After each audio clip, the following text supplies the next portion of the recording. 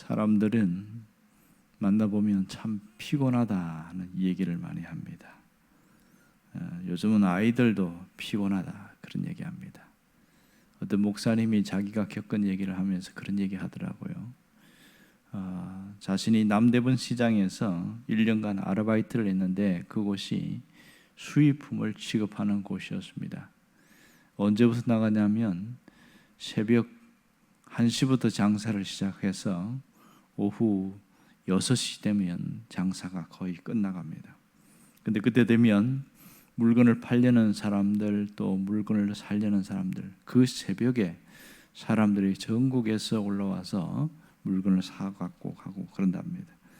자, 그런 거 보면서 이분들은 참 피곤해한다. 새벽 장사가 전체니까. 그리고 오후에는 다 문을 닫아버립니다. 그렇게 자기가 피곤해 살아가는 얘기를, 경험한 얘기를 하면서 사람들이 만성피로 증후군에 그렇게 시달리고 있다, 그런 얘기합니다. 만성피로 증후군에 시달린 사람들 대부분을 보면 스트레스가 굉장히 많습니다. 이 스트레스라는 것은 우리를 짓누르는 압력을 말합니다.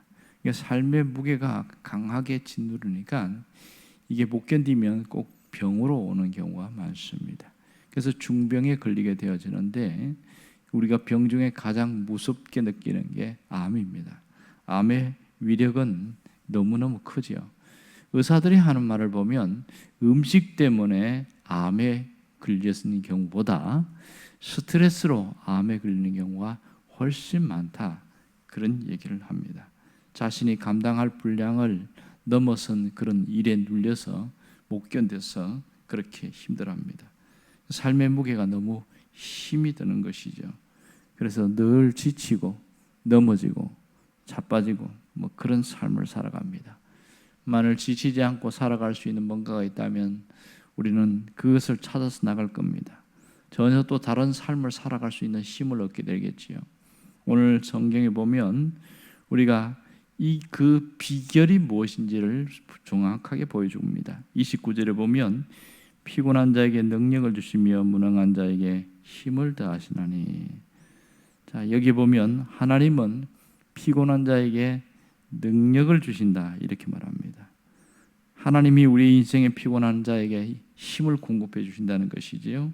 또 하나는 무능한 자에게 힘을 더하시겠다, 이렇게 말합니다. 아무것도 할 수 없는 무능력한 자에게 힘을 주시겠다는 겁니다. 왜 이런 말씀을 하시는 것인가요?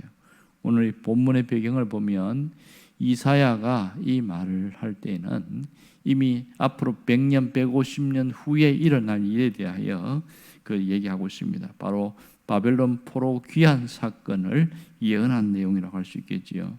이사야 전체 보면 1장부터 39장까지는 이스라엘 백성들이 범죄했을 때 하나님 앞에 회개할 것을 촉구하고 있습니다. 40장부터 이어지는 얘기는 바벨론 포로에서 회복된 이야기, 회복될 것을 강조하고 있습니다.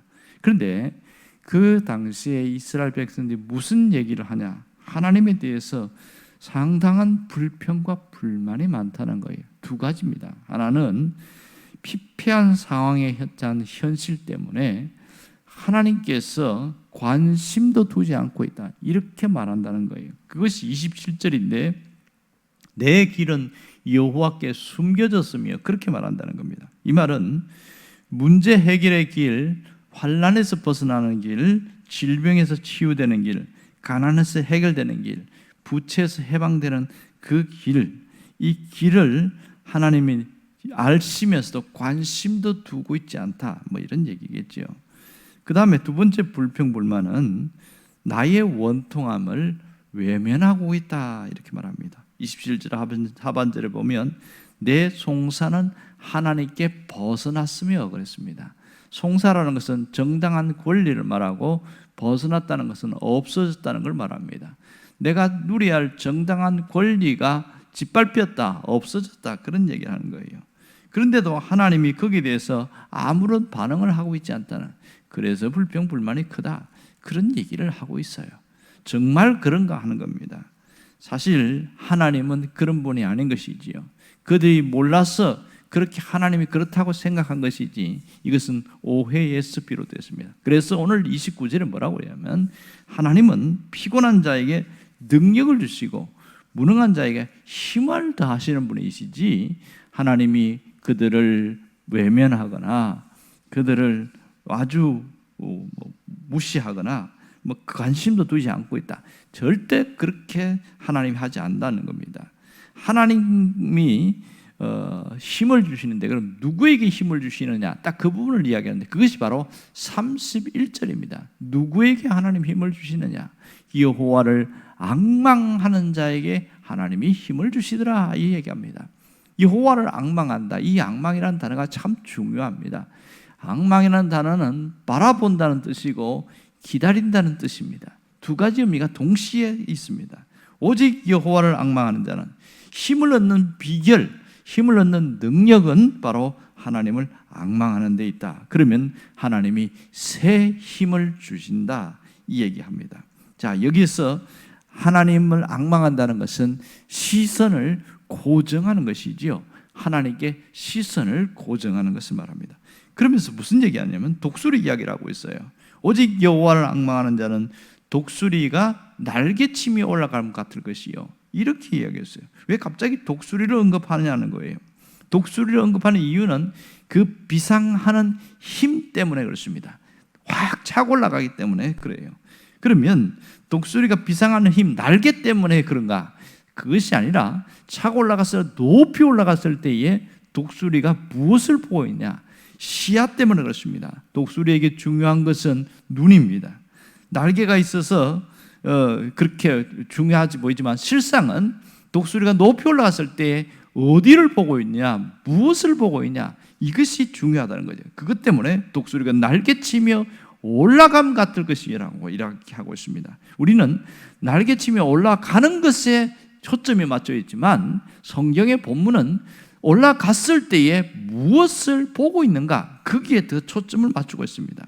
그러니까 이 독수리가 시야를 확보하기 위해서 높이 올라간다는 것을 알아야 합니다. 높은 곳에서 넓게 목표물을 보고 그것을 향하여 쏜살같이 달려갑니다. 여기서 우리에게 승리의 비결이 무엇인지를 얘기하고 있습니다. 승리의 비결은 시야를 확보하는 데 있는 것이죠. 여호와를 앙망하면 영적인 시야가 확보되어지는 겁니다. 보는 눈이 달라지는 거죠. 세상을 보는 눈, 현실을 보는 눈, 환경을 보는 눈, 내 형편을 보는 눈이 달라지는 겁니다. 여러분, 이 영적인 시야가 확보되어지면 또 하나 달라지는 게 뭐냐면 생각하는 게 달라져 있어요. 정말 생각하는 자체가 달라집니다. 어떤 분이 그런 얘기를 하더라고요. 어떻게 달라지냐? 그냥 땅에서 걸어 다니면서 자동차를 타고 다니면서 보는 것과 비행기에서 아래를 보는 것과 그렇게 차이가 난다, 이런 얘기를 하는 거예요. 정말 그렇습니다. 독수리가 위에서 아래를 내려다보면 아무리 큰 것도 작게 보이거든요. 마치 이런 것이죠.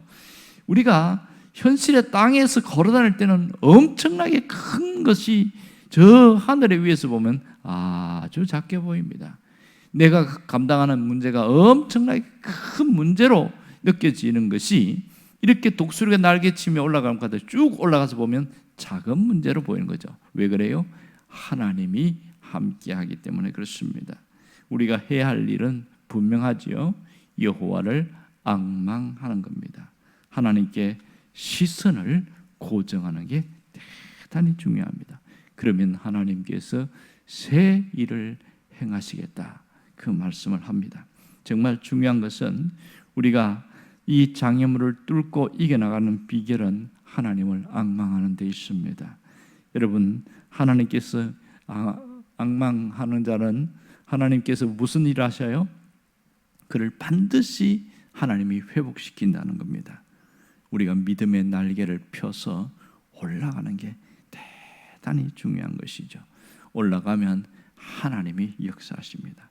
올라가면 하나님 우리를 새롭게 회복시킨다는 것을 잊지 않기를 원합니다. 기도하겠습니다.